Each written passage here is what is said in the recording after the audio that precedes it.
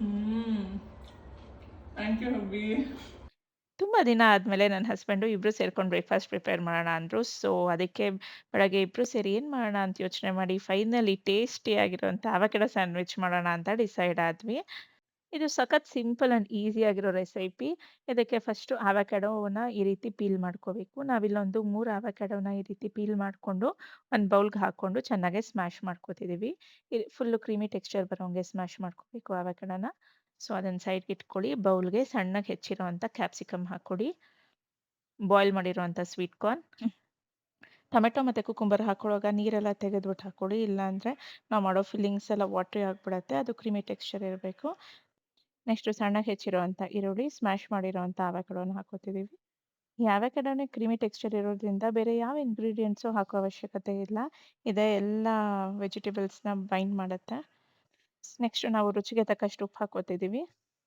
ಆರಿಗ್ಯಾನೋ, chilli flakes, crush ಮಾಡಿರುವಂಥ ಮೆಣಸು ಮತ್ತು ಜೀರಿಗೆ ಪೌಡರು, ಸ್ವಲ್ಪ ಸ್ಪೈಸಿ ಇರಲಿ ಅಂತ. ನೆಕ್ಸ್ಟ್ ಬಂದು ಸೋಂಪು ಪೌಡರು.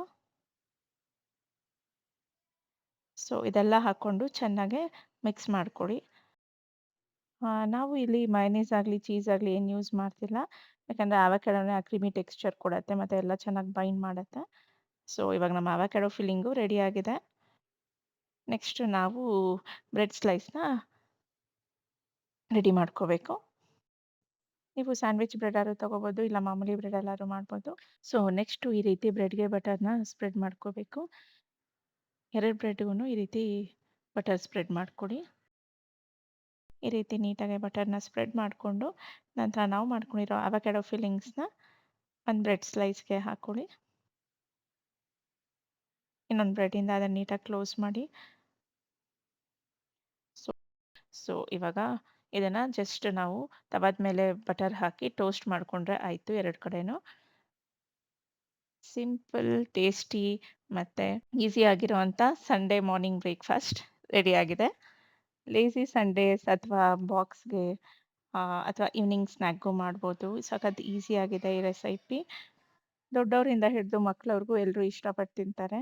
ಈ ಸಿಂಪಲ್, ಟೇಸ್ಟಿ ಮತ್ತು ಈಸಿ ರೆಸಿಪಿ ನಿಮಗೂ ಇಷ್ಟ ಆಯಿತು ಅನ್ಕೋತೀನಿ. ಇವತ್ತಿನ ನಮ್ಮ ಅವಕಾಡೊ ಸ್ಯಾಂಡ್ವಿಚ್ ನಿಮಗೂ ಇಷ್ಟ ಆದರೆ ನೀವು ಮನೆಯಲ್ಲಿ ಟ್ರೈ ಮಾಡಿ ನೋಡಿ. ರೆಸಿಪಿ ಇಷ್ಟ ಆದರೆ ಲೈಕ್ ಮಾಡಿ, ಶೇರ್ ಮಾಡಿ ಮತ್ತು ನಮ್ಮ ಚಾನೆಲ್‌ನ ಸಬ್ಸ್ಕ್ರೈಬ್ ಮಾಡೋದನ್ನು ಮರಿಬೇಡಿ. ಹೀಗೆ ನಮ್ಮ ಜೊತೆ ಇರಿ, ನಮ್ಮ ವೀಡಿಯೋಸ್‌ನ ಸಪೋರ್ಟ್ ಮಾಡ್ತೀರಿ. ಮುಂದಿನ ವೀಡಿಯೋದಲ್ಲಿ ಮತ್ತಷ್ಟು ಹೊಸ ರೆಸಿಪಿಗಳೊಂದಿಗೆ ಸಿಗ್ತೀನಿ. ಅಲ್ಲಿ ತನಕ take care and stay happy. Bye. Hmm. Thank you ಹಬ್ಬಿ.